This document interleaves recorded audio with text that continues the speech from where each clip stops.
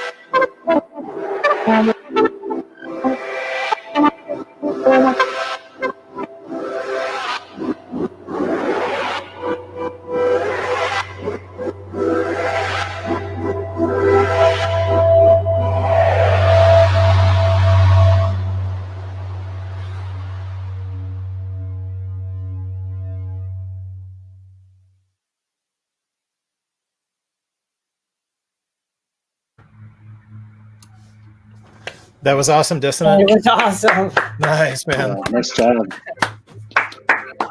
Yeah, nice. Wow. All right. Awesome. I think it's still going. Yeah. It doesn't want to stop. It's awesome. Great soundtrack. Cool. Nice. So should we take a second and kind of do some rounds and say who we all are? Yes. Go ahead. You start. Okay. So I'm Joe Bauer. I'm with the North Coast Modular Collective. And so I'm out of southeastern Michigan. I don't know, Billy, do you want to go next? Yeah, for sure. So I'm Bill Van Loo. I'm one of the other core organizers of North Coast Modular Collective. I'm based in Ypsilanti, and happy to be part of the crew and representing here today. Take a second and kind of peek around and say who we all are. I'm Nick Gaddis. I'm also from North Coast Modular Collective. I'm based a little north of Detroit, about an hour from Bill and Joe, but got my start back in 2017 now. Nice. Alyssa? My name's Alyssa. I live in Portland, Oregon. I like modular synths a lot, and I co-founded the Synth Library in Portland and in Prague. I used to work for 4MS, but I recently transitioned to teenage engineering, and I'm even learning how to play non-modular synthesizers.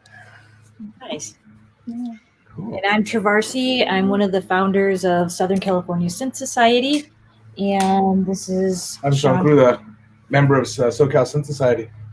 Nice. And so the hour is getting started with modular. This is such a wonderful, fascinating, and humongous topic.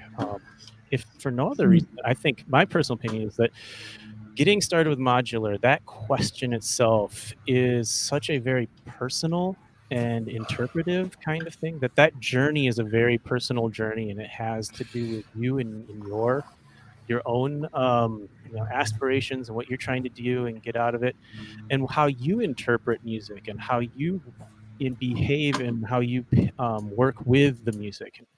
Everything down to like how a knob feels. I mean that alone. I mean, we dorked out on this module that we were making. Fader, and all it does is it's got a fader that goes from 0 to 5 volts. But no kidding, we had a humongous debate about what fader knob should we put on it, how far should it throw, and all this other stuff.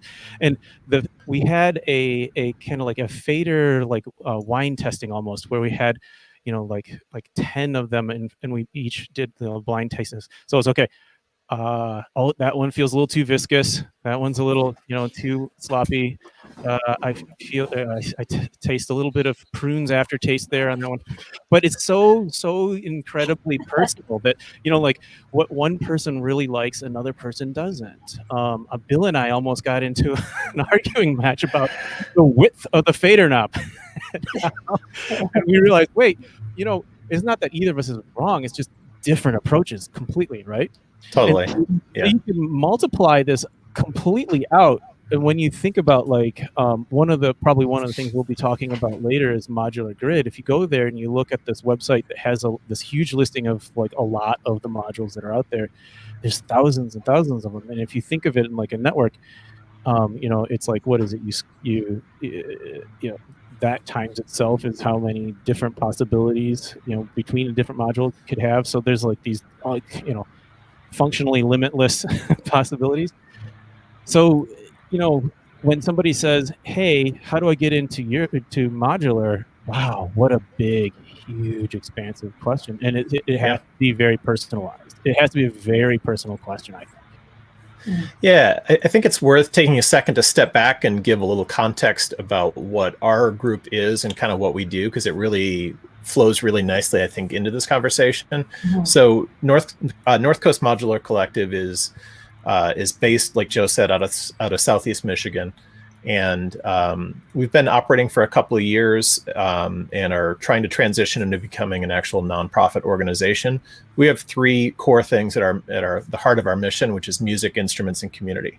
So all of us that are involved are here, of course, because we love electronic music and making music and performing.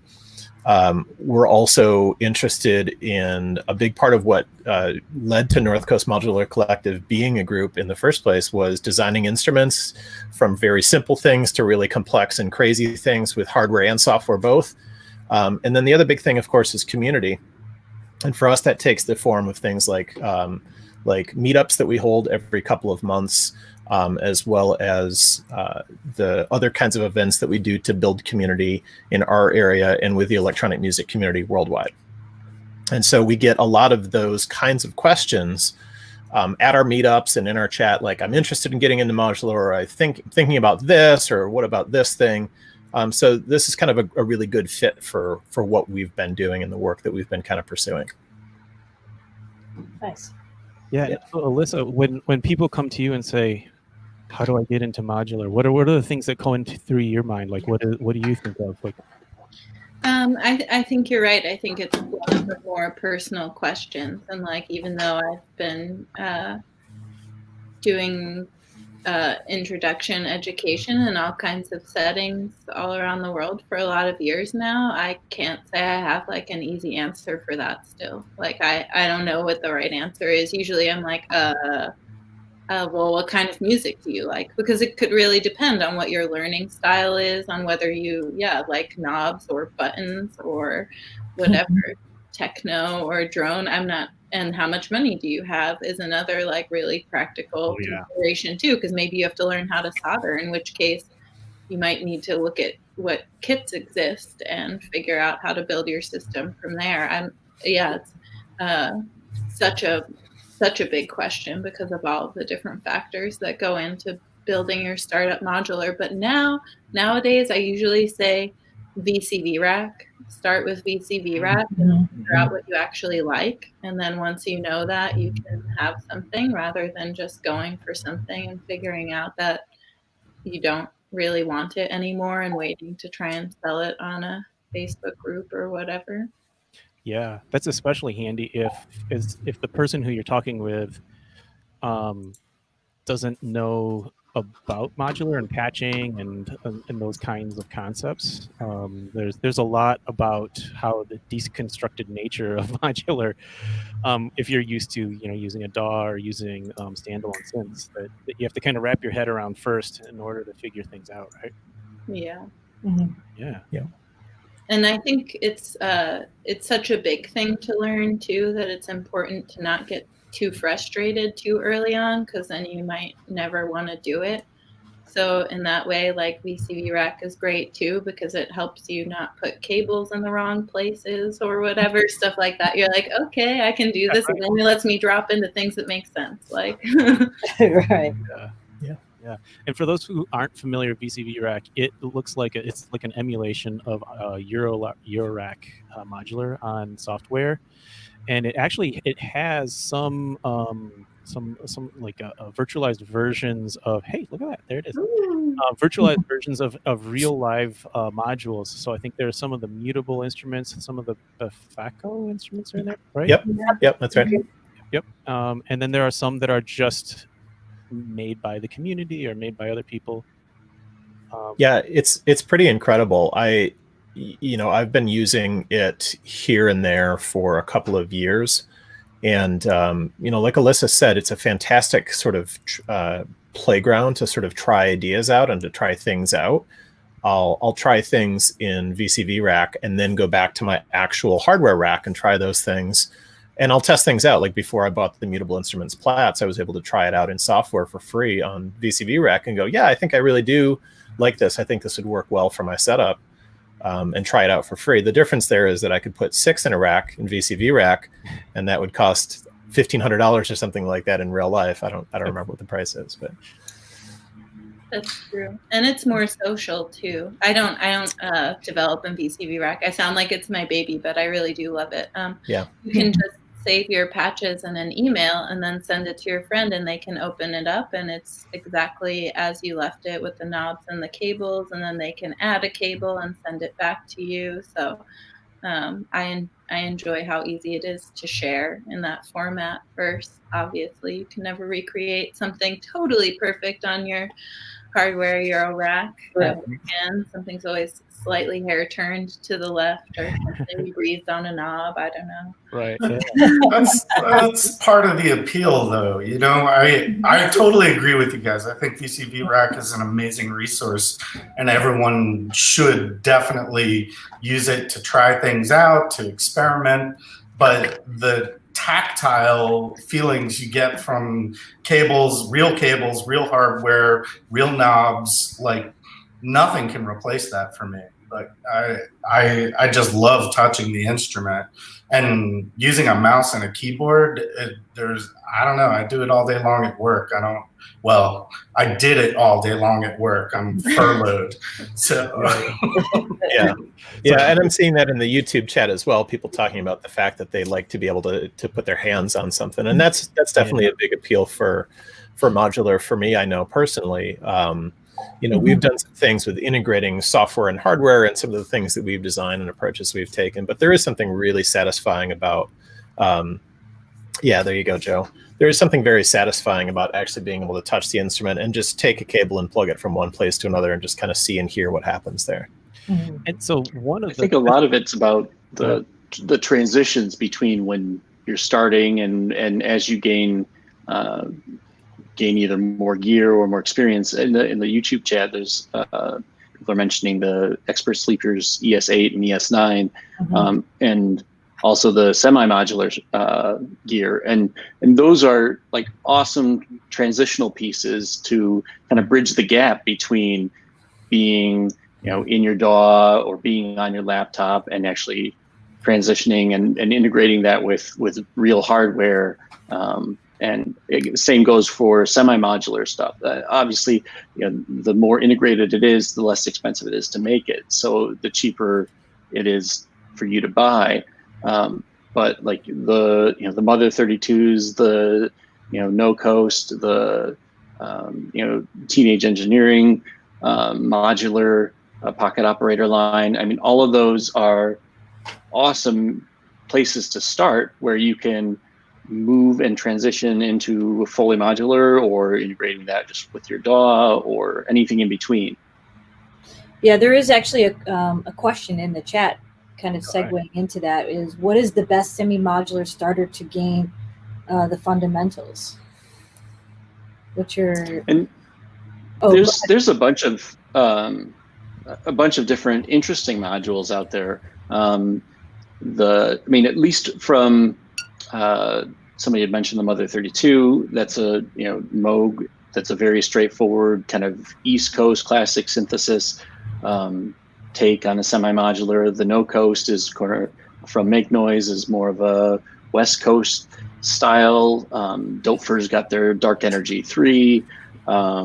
There's Teenage Engineering has an actual modular where everything is actually separate, but it's all integrated into one piece. And there's so many different places to start. The real question is what kind of music do you want to make? Yeah. And what kind of appeals to you? What do you have already? Yeah. I mean, like for myself, I know, I would probably be much more likely most days to say I'd like to start with the Mother 32 because that appeals to the kind of music that I make, as opposed to something like the O Coast. I think for me, like if I were to integrate the No Coast or the O Coast, however you want to say it, it would be like an experimental thing. Like it would be me diving into West Coast synthesis, something that I don't really have a lot of hands-on like practical experience with, because that world is kind of, it's its own thing, and I love it. I think it sounds awesome, but it requires for the most part a certain commitment. So for me, it would be like a way to kind of dive into that. I would honestly probably start with the core Volca modular if I was going to go that route before getting the No Coast, just because, again, the price point is so incredible. What is it, $200 for the Volca modular, something like that? I think so, yeah. I started with the No Coast or the O Coast. Yeah. And then that's how I actually met Alyssa. I went to she was doing a workshop with the D-Fam. And so I was already on my slope of modular journey there. I was just sucked in there.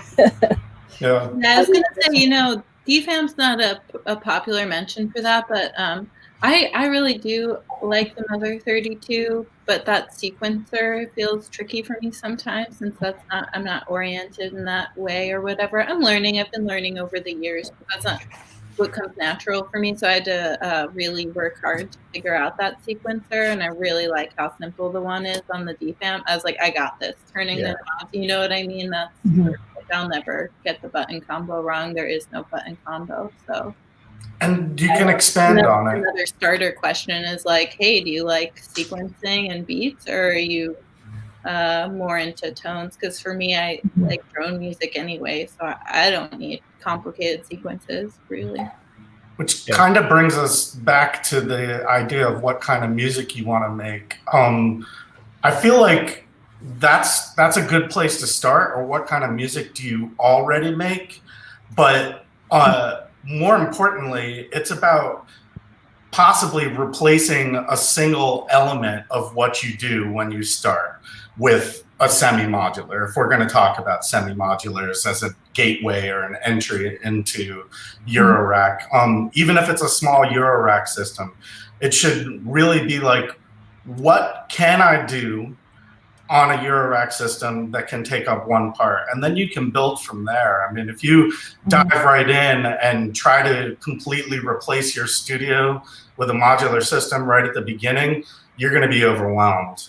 Because there's things that you have to learn about that aren't even about making music, like cases and power and, screws. And do I want, sliding nuts or threaded strips, and threaded strips all the way, by the way. But,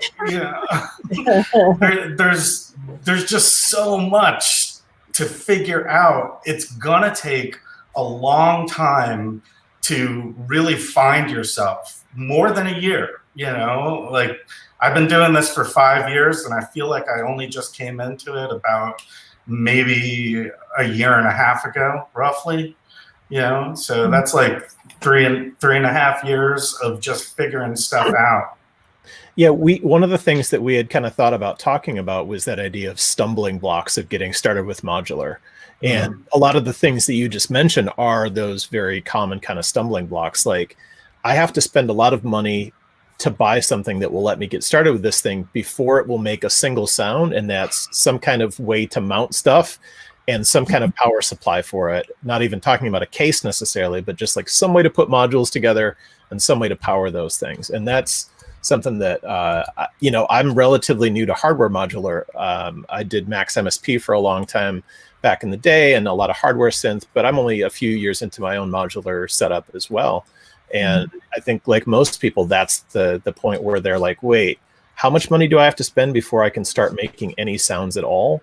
$30,000. Right, like buying a case and a block that you plug power cable into is not super exciting once you decide that you want to go down the full sort of modular rabbit hole. And so that's one of the things, like, as we, with our group, that we've been trying to help figure out. And they're hard problems to solve, honestly, like figuring out how to make cases that are like durable and nice looking and fit all the specs, and even tackling the idea of power supplies. Like, we've gone around and around on that in different ways, like trying to figure out, is that easier for people, make it less expensive, make it something that's more accessible. And that's been challenging.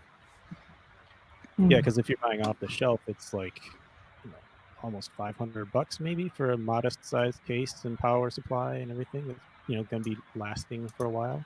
Well, did I drop out there? No, I'm gonna.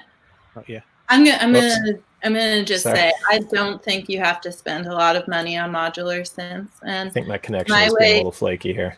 Into modular synths involved like learning how to build things and solder before. And I probably have a smaller system than most of you guys, even though I've been doing this for a lot of years, because depending on how expansive your interest is, you might not ever need like a big system. And for cases, like, you can build a case out of anything. Rails are $40. If you are too intimidated by that, you could get like a 4MS pod or something. But there's power supplies you can get for $100, Yeah. Get a preamp module that's like $100. And then you just need some kind of effect and a VCA, and you're there, as long as your preamp has an envelope follower. You're absolutely right, Alyssa. You can do it inexpensively. I was joking before when I said 30 grand, but but that's why semi-modulars are probably so appealing to people. But if you do want to go the DIY route, you could definitely build something for pretty inexpensively. Definitely a full system for less than 1,000, and maybe even less than 500 if you're lucky. And you learn something in the process. Yeah. Yep.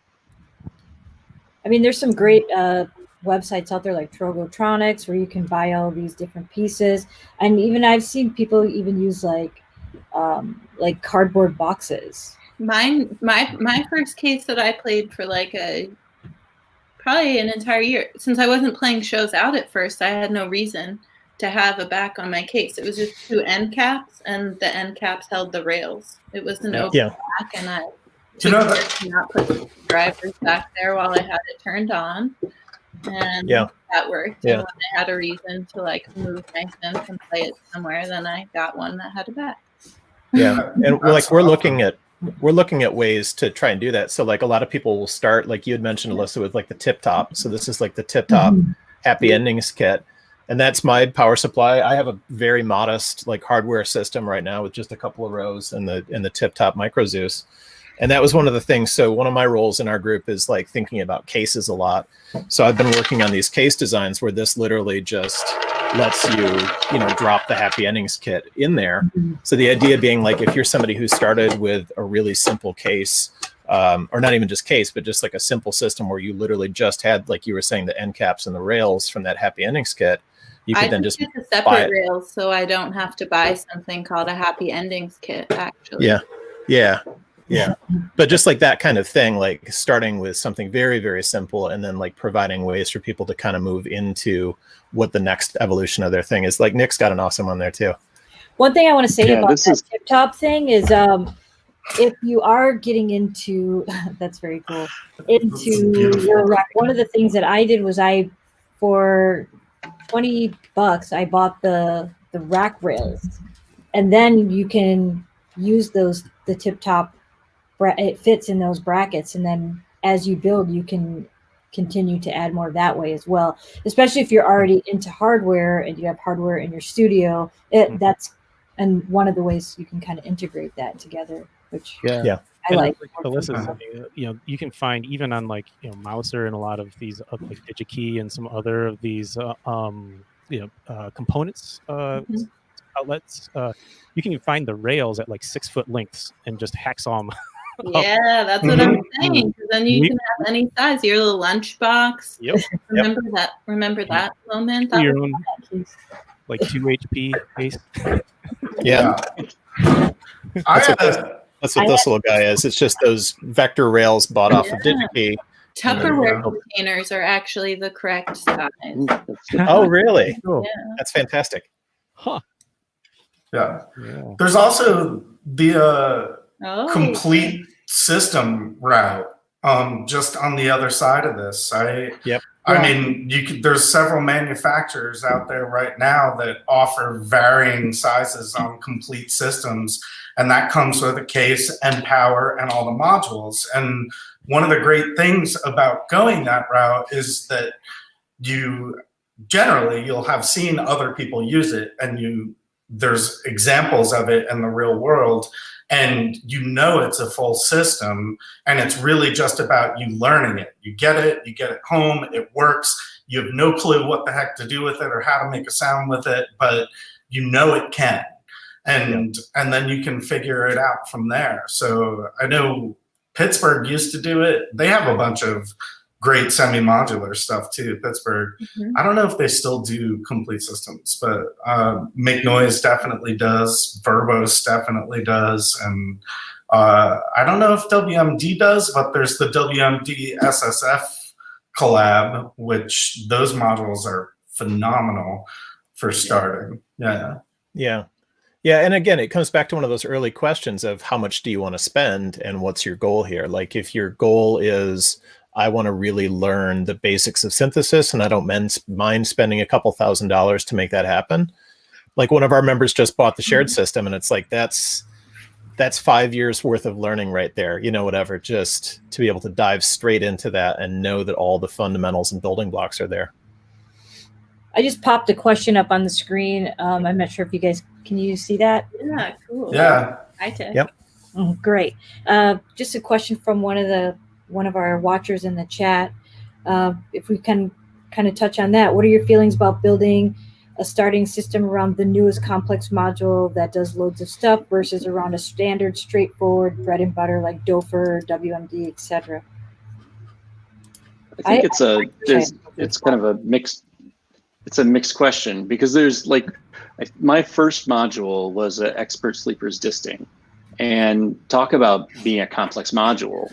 It does like everything, and it's not necessarily super easy to just pick up and dial in and use right off the bat, but it's so handy, and you can continue to use it at any point in in your modular journey that you're probably never going to get rid of it.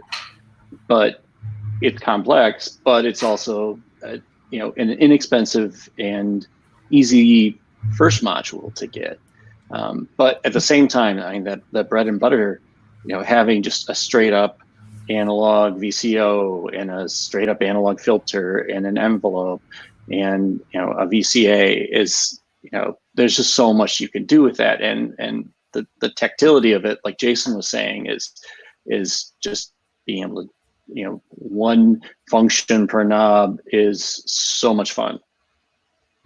Yeah, it really is. And I agree with you. Like the complex module, it's like, are we talking about a full voice as a module, or are we talking about something like the disting, which is basically like VCV rack in a module? It can be almost any module that exists right now, but is you need a cheat sheet. Otherwise, there's just it's got too many functions, but I mean, it's tough. Like if we're talking complex modules, I don't know.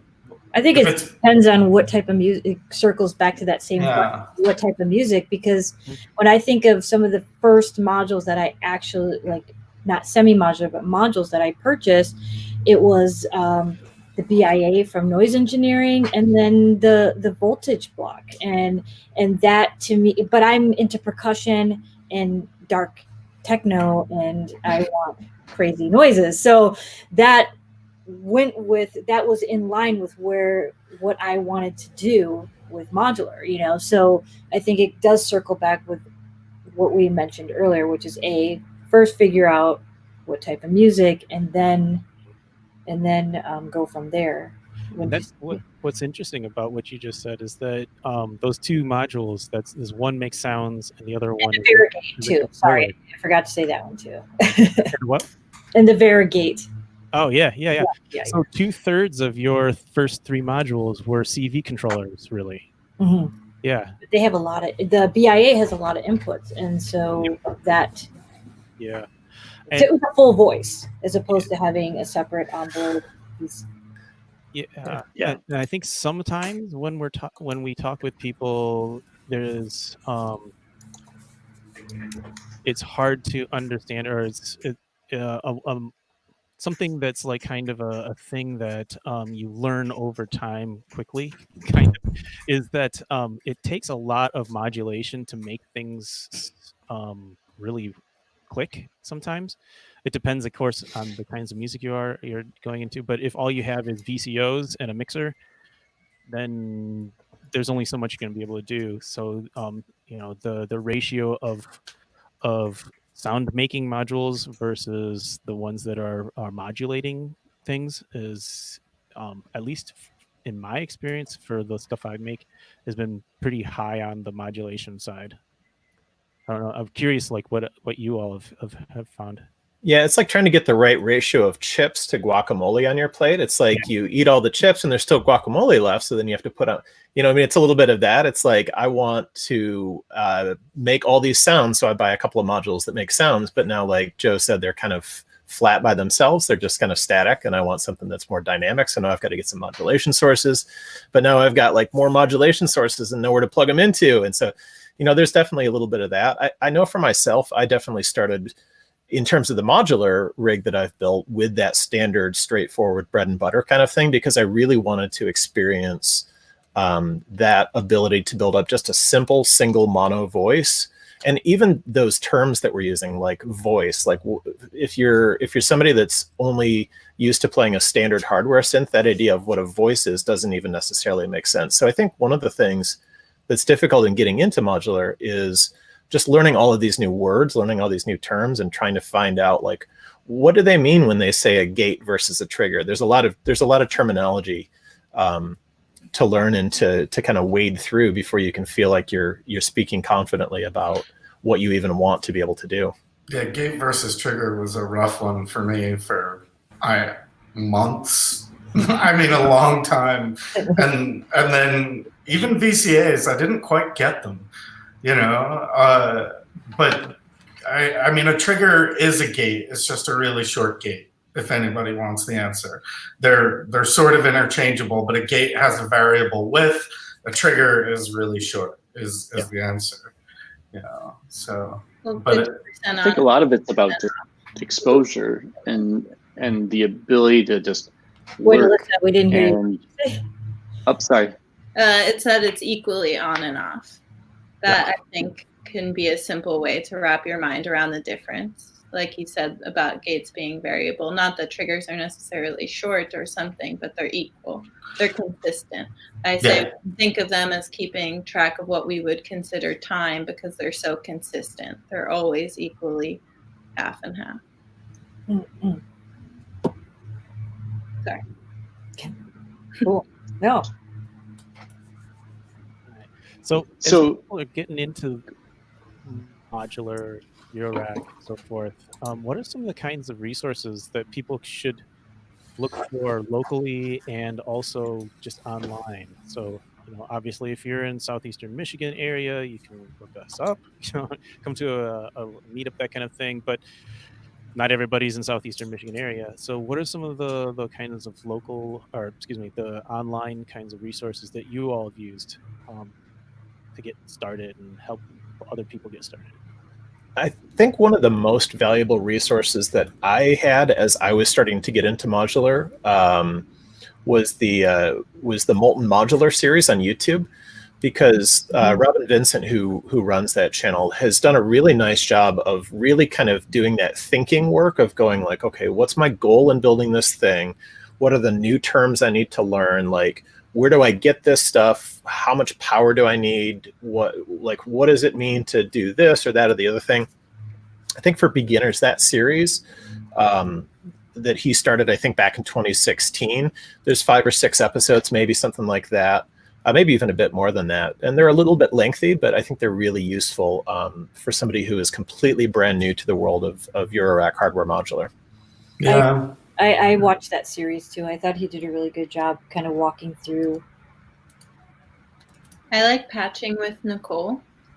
Oh, she's great. Yeah, I like awesome. it because it's not long actually, and that was like really reassuring for me. Like, okay, it's just 8 minutes, and it's only going to be on exactly what she warns me of, so I can just like hang with that one concept. Because learning too much technical information at once is really like hard for my brain or something, and that made learning kind of take a while for me. Like, I couldn't learn new words for a whole hour. After like 30 minutes, I'm like, oh my god. Yeah. I hear your words, but they're no longer going anywhere. Like, for She's me, got a great. Sorry, go ahead. Nicole has a great building case from scratch video that just like it just opened my mind to all the things you can do. But go ahead, Jason.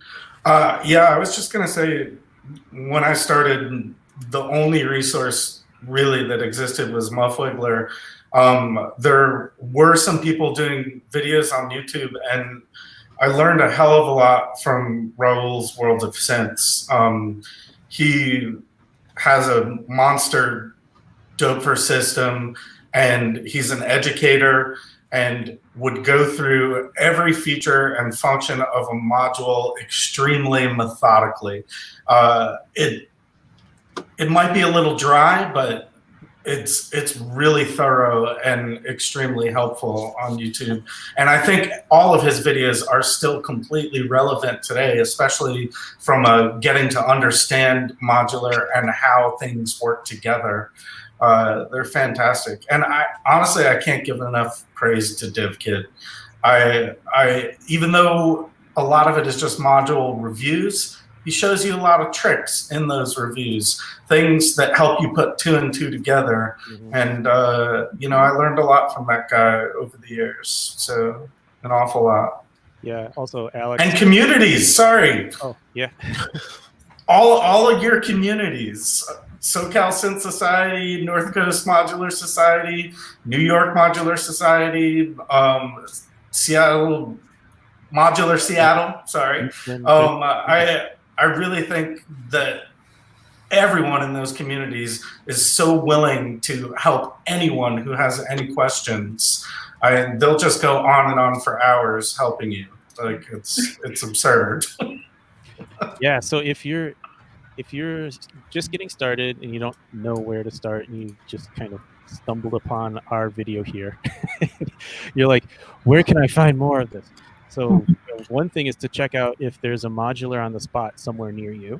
You can go check that out and talk with people. Also, if there's like some sort of synth society kind of thing, or if there's a store near you, because those are generally kind of hubs for activity as well.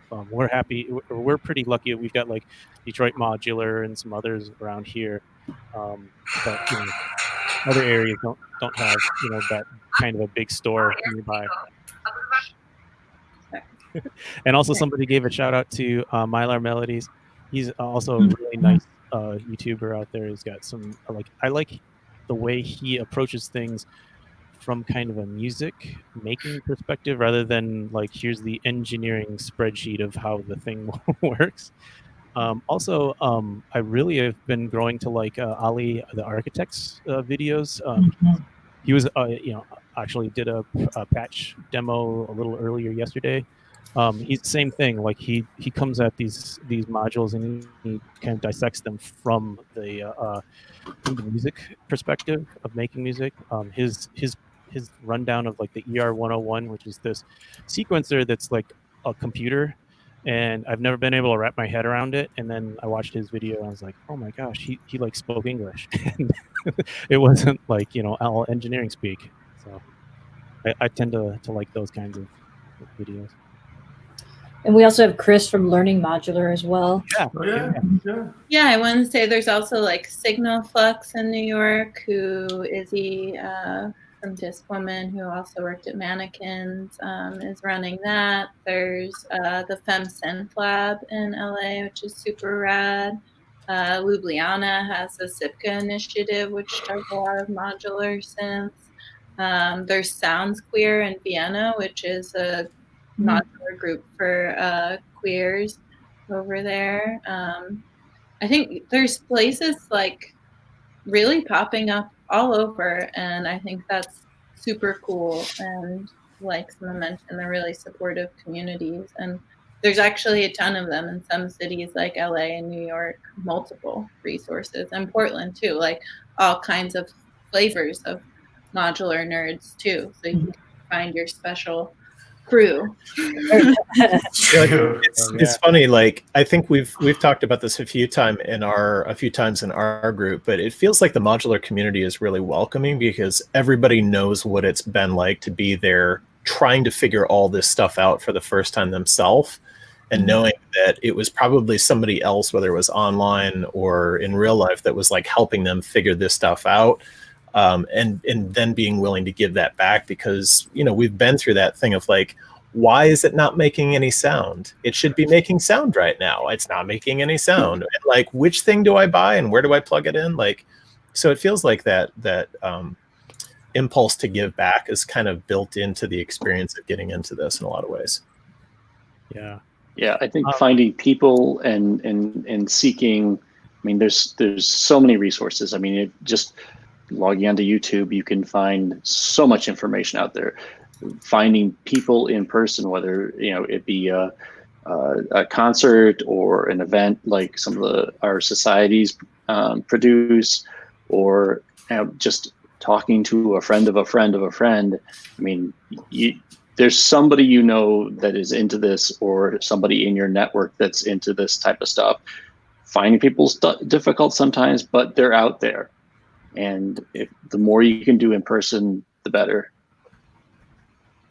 Yeah. And getting your hands on some stuff. So like if you find a store that's nearby, or like if you're in Ann Arbor, I'm sure there are tons of people here in Ann Arbor, Michigan. Our library has they actually like loan out synthesizers and some modular systems. Wow. But Alyssa, you were saying that were you associated with a synth library? Mm-hmm. Can you tell us a little bit more about that? Like just what, because I know that you guys do a lot of teaching and.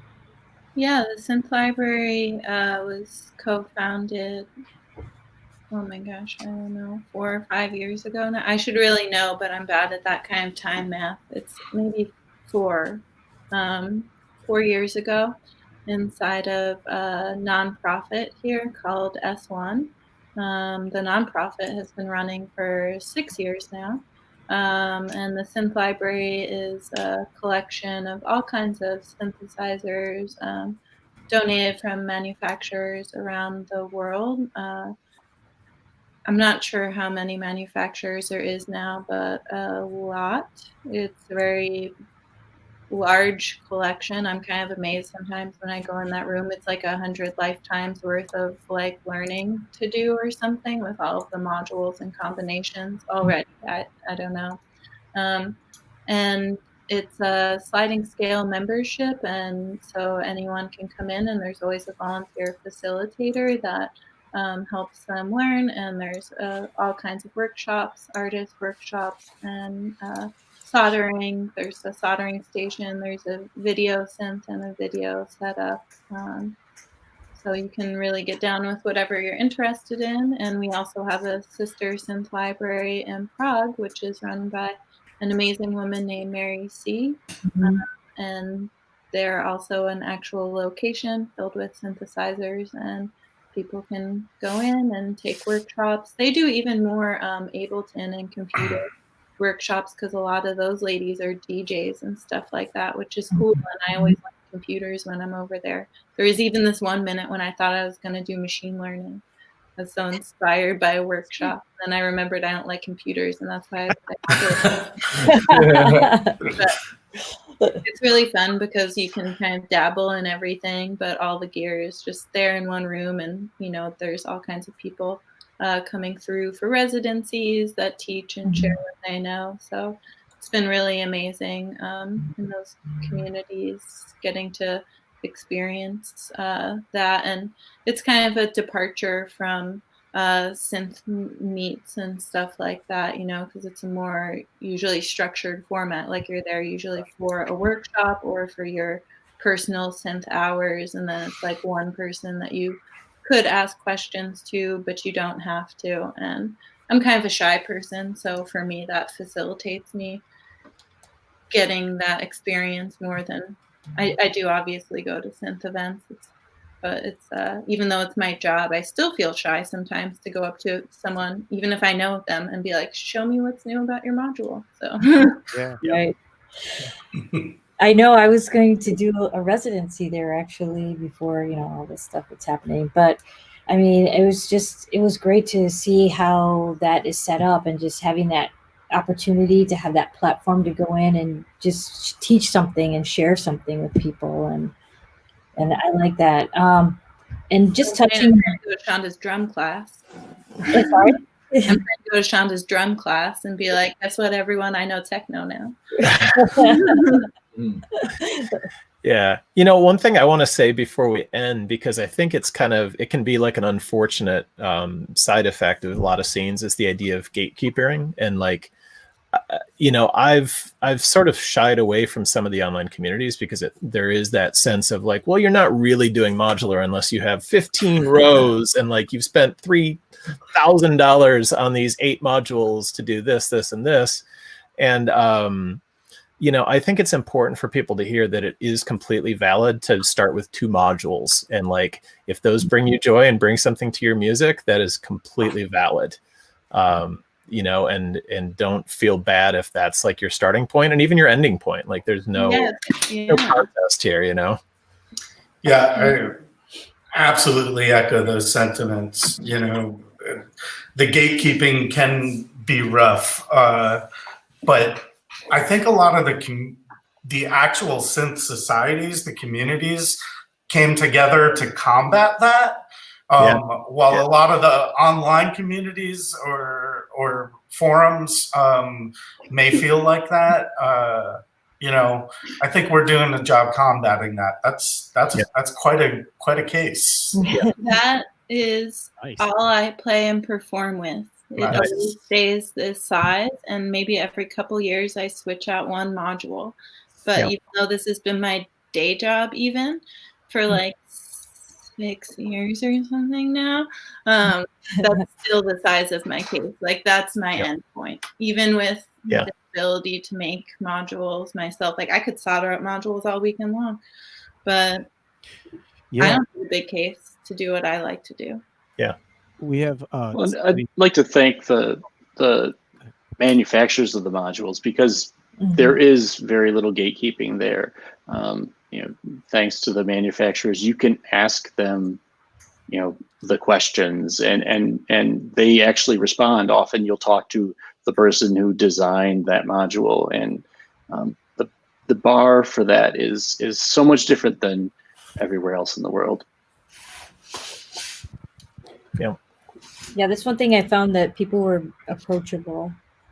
And with Alyssa, I can attest to what you're saying about being shy. I mean, I think that's one of the things that really motivated me to start SoCal Synth Society with my friends, is because I believe it or not, I do feel shy about asking for stuff, and it was nice to learn stuff, and it was nice to be a part of creating an environment where people could feel comfortable and ask any type of question. And organically, that's how it blossomed. And that's one of the things that I'm hearing throughout this yesterday and today, is that the groups, the way they're starting, is just very organic. And fundamentally, it's about helping people without judgment, all inclusive, absolutely important. And just being able to be in an environment where you can ask those questions, ask the same question over and over until it sinks in, you know. And for me, that sometimes is the case. Like I need to ask a question multiple times until I can actually, you know, perform it in my modular, and to be able to create that environment. And I just want to stress that to everyone out there that's on the chat and joining. And I know a lot of the members that are the various members I can see. I recognize some of your names from watching throughout the weekend.